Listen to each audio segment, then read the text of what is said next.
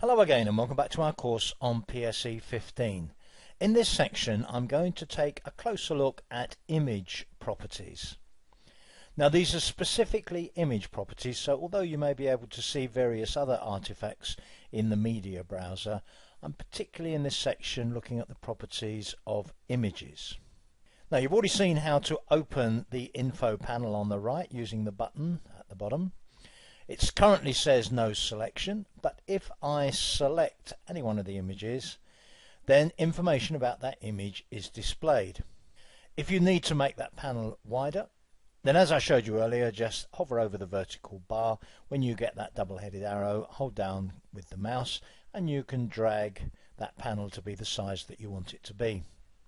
With the panel open, if I want to change the image whose information I'm showing, I just need to click on that image, and even if I double click on the image and bring it up to full size, you'll note that the panel is still there. If I click on the image again, I can see the image information. I can use the arrows at the top to step through the images, and as I step through them I see the image information in the panel.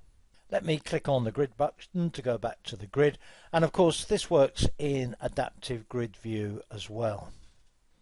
Let's now turn our attention to the information itself. It's really in three categories. We have general, metadata and history, and I'd like to look at general first.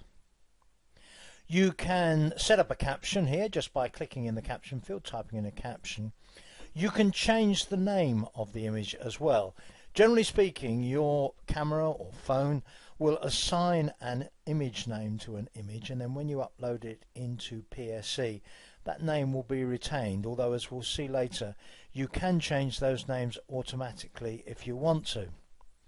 If you want to change the name of an image, suppose I wanted to change the name of this image to something like horseinfield.jpg, it's absolutely essential that you change that name inside PSE.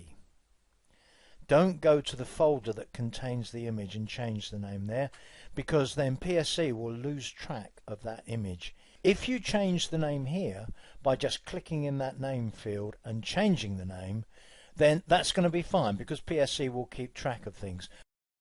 The notes field is pretty much free to use in whatever way you wish. Some people use this for things like keeping information about the equipment used, or the weather conditions on the day, or something perhaps about what you were doing, where you were going.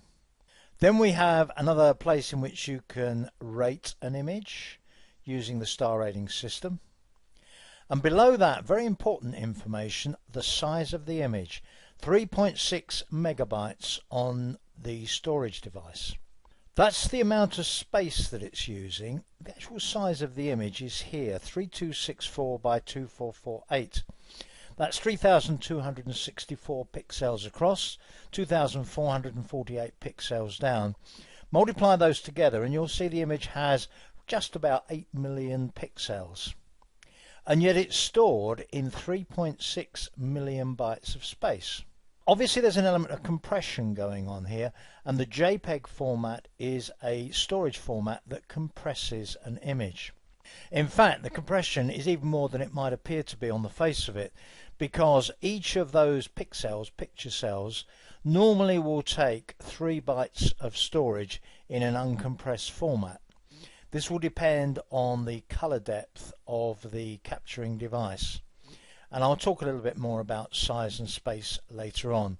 But for the moment, just bear in mind that with a JPEG image, it's compressing the image and using less space than it would otherwise need to. Below the size, you have the shot date. Below the shot date, you have the location on the device where the image is stored. Of course, this may be on a hard drive as it is here. It could be on an external device. If you click on the location link there, that will take you to the folder containing this image, and therefore you can see the other images in the folder that reside with this one. And finally, you also have an option in PSE of adding an audio caption to an image, and you can access the audio caption from here. I'll talk about audio captions a little bit later on.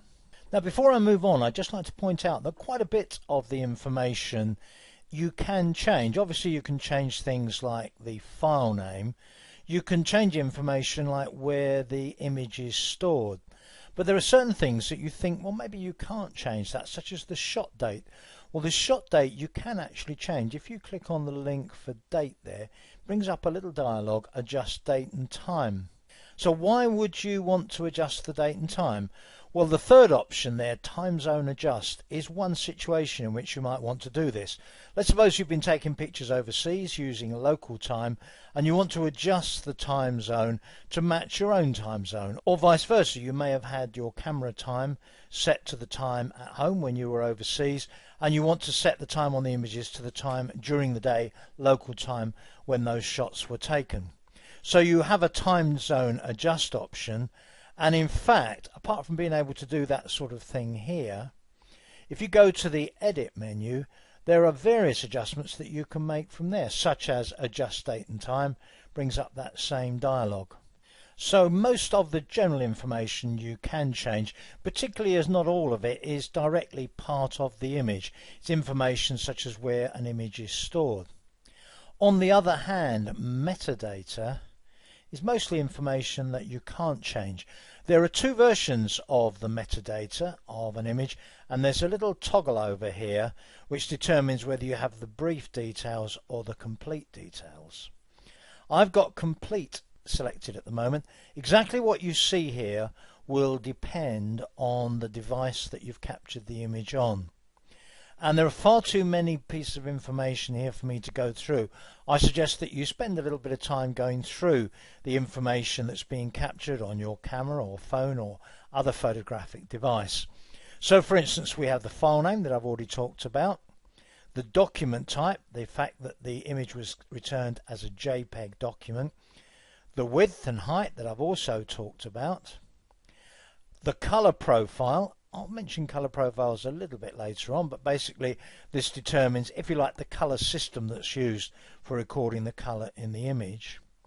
And then we have a whole load of information about the settings on the camera. Although these images were taken on a phone, many of the standard photographic properties still apply. So I've got things like shutter speed, f-stop, aperture value, ISO speed, and so on. And in line with many other phones and an increasing number of cameras, I also have GPS information down here. The GPS coordinates at which the shot was taken, including a recording of the altitude. And I'll talk to you about GPS mapping and positioning images on maps later in the course. So spend a little bit of time familiarizing yourself with the metadata that's available on the images that you are handling. The final category of information is history. We can see that it was modified last on August the 7th, 2016.